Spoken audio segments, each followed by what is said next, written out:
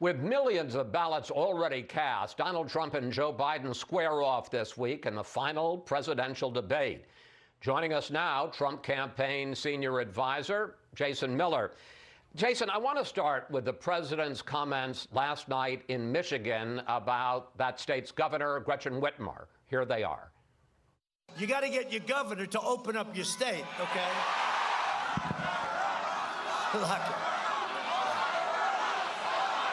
Lock them all up. Whitmer, who was the target of an alleged plot to kidnap her, tweeted, "This is exactly the rhetoric that has put me, my family, and other government officials' lives in danger." Jason, does the president have any regrets about what he said about Governor Whitmer and then joining the crowd and chanting, "Lock her up"? No, not at all. I think the fact of the matter is that many residents of Michigan are pretty frustrated with the governor. They want to see the state open back up. And we were pretty swift to condemn the anarchist, the radical that was released by the Democratic governor of Delaware, who was threatening Governor Whitmer. I think that was reprehensible. That was terrible. And I'm glad that President Trump's DOJ was able to get these psychopaths and put them away. But the fact of the matter is, people in Michigan want to get their state open back up. They feel that it's been way too heavy of a hand. It's hurting their economy. And Chris, folks who have a salary can sit back and work out of their basement and say, you know what, I can telecommute. But guess what? The hourly wage earners, they can't do that. They got to get back to work to support their families. All right, let's talk about COVID-19. More than 8 million people in this country now have the coronavirus. There have been 220,000 deaths. I believe it was on Friday, 70,000 new cases, which raises the question, why does the president continue to hold these rallies where thousands of people are packed together, the vast majority of them without masks, and the president says this to them? I'll walk in there, I'll kiss everyone in that audience. I'll kiss the guys and the beautiful women and everybody. I'll just give you a big fat kiss. Why doesn't the president follow his administration's own guidelines at his rallies? Well, Chris, as you know, we do pass out masks at the rallies, and I encourage everyone who's attending a Trump rally to put the mask on. They're not just giving it to you for Christmas tree decorations later on. We also check folks' temperatures, and we remind people to wash their hands. We give them hand sanitizer. But look, as we get close to the election, people don't want to be living in fear again in their basements. We're going to be strong, we're going to be safe, but we're not going to be scared here, Chris. And especially as we get closer, I mean, I don't see quite the protest from the media side when we see marches on Washington or BLM protests or things of that nature. So if the president wants to have a peaceful protest and have his people get together, then let's do it safely. Let's have some fun. And Chris, I wish you'd shown the clip of the president dancing to YMCA. I think that's become a pretty big hit out on the campaign trail. Well, you guys have put that out already. And, you know, I get to ask the questions here and put on the clips. But let me ask you about this issue of masks.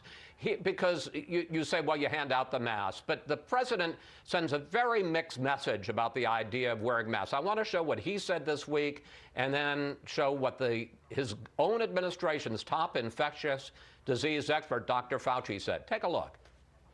Look, you have on the masks, you have two stories. You have a story where they want, a story where they don't want. So we need to put that nonsense behind us about, well, they keep changing their minds. Masks work. Physical distancing works. Avoiding crowds work. Jason, does the president really think there are two sides to this argument, that there are two sides to whether or not it's safer to wear masks?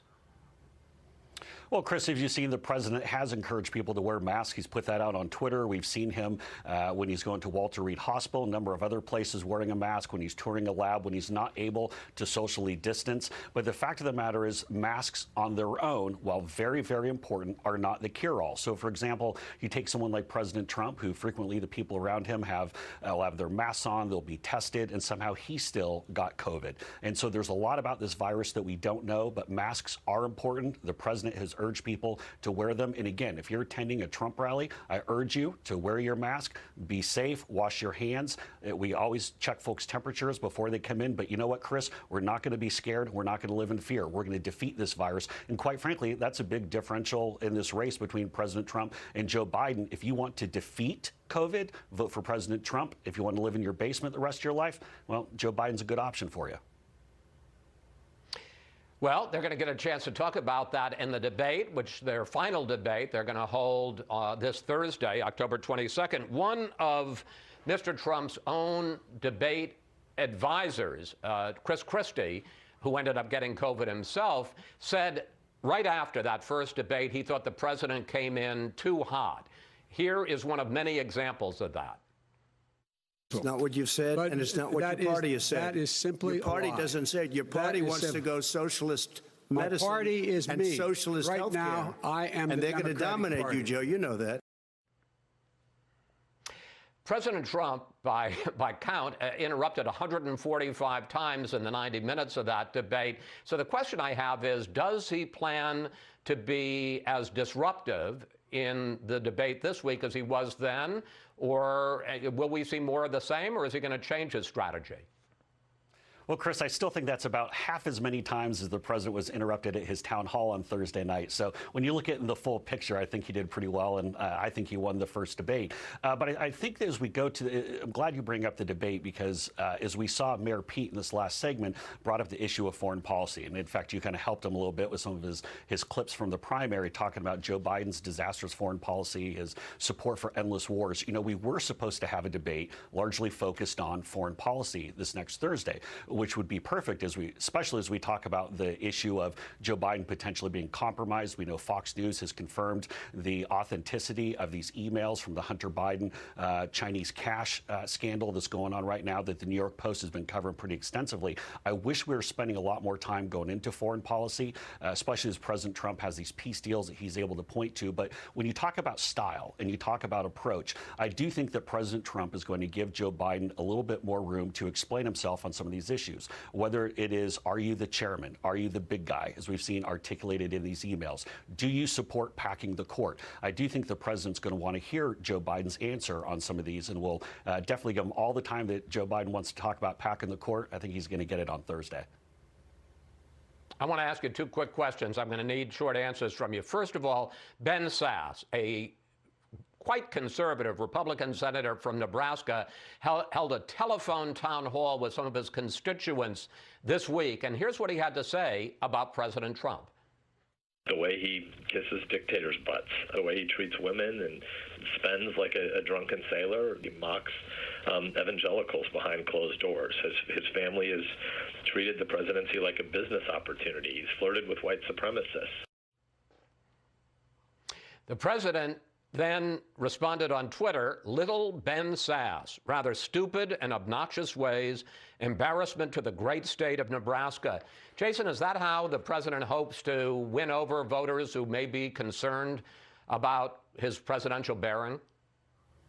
Well, Chris, I know you showed the clip there of Ben Sasse, but I didn't know that Jeff Flake had a twin brother living in Nebraska. But it seems that Ben Sasse wants to go down that road of being a never-Trumper. But look, this election's not about Ben Sasse or any other insider. This is about the men and women across the country. You know, Chris, as we have these different rallies the president's going to, we're usually seeing between about 13 and 22% of people who are attending that didn't even vote in 2016. Big undercounted vote. I'm much more worried about what they have to say, and not Ben Sasse.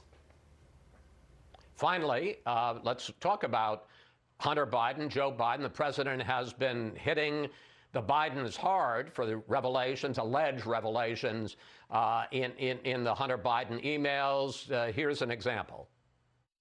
Hunter made no money until his father became vice president, and now he's like a vacuum cleaner.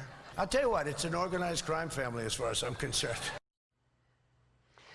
I got about a minute here, but two Senate-led Republican committees investigated what went on in Ukraine, and while they said that with Hunter at Burisma and Biden handling the Ukraine account for the administration, while there was a perception of a conflict of interest, they found no actual wrongdoing. And as for these other business deals, and you talk about, you know, the big guy and money, the fact is President Vice President Biden has actually released his tax returns, unlike President Trump, and there's no indication that he ever got any money from anybody in these business deals. So I guess the question is, do you have any hard evidence that Joe Biden lied to the IRS? Because that would be a heck of a story.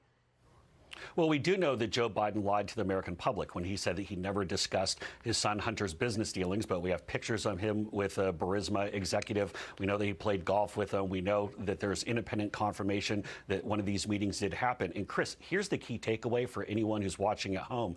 Joe Biden has not come out and himself denied any of these allegations. And additionally, there's a much bigger, broader thing. As you think back to 2016 and the way that voters really rejected the whole Clinton Inc., the way the Clinton family made all this money trading off their name and access. We're seeing the exact same thing here with Joe Biden and his family. Both of his brothers are lobbyists. His son is obviously doing a lot of foreign work. Maybe hasn't registered for all these things, so I think that's going to be an issue. But voters hate it when people make a bunch of money trading off of their family name. And I think that we're going to hear a lot more about this on Thursday at the debate. Well, that's a good plug for the debate. Jason, thank you. Thanks for joining us. Please come back, sir.